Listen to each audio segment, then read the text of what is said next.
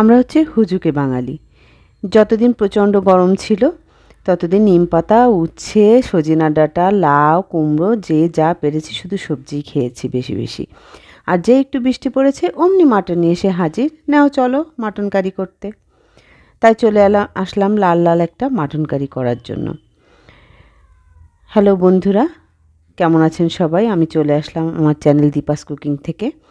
আপনারা যারা চ্যানেল থেকে আমার রান্নাটা দেখবেন তাদের কাছে অনুরোধ থাকবে চ্যানেলটা সাবস্ক্রাইব করে দিয়ে সাথে থাকার, বেল আইকনটা প্রেস করে সাথেই থাকবেন।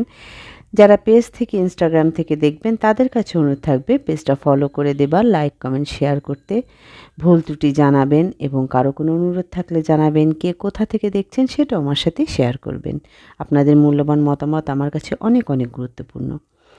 আসুন খুব সহজে কিভাবে মাটন কারি করেছি সেটা আপনাদের সাথে শেয়ার করছি। প্রথমে মাটনটা আমি প্রেসারে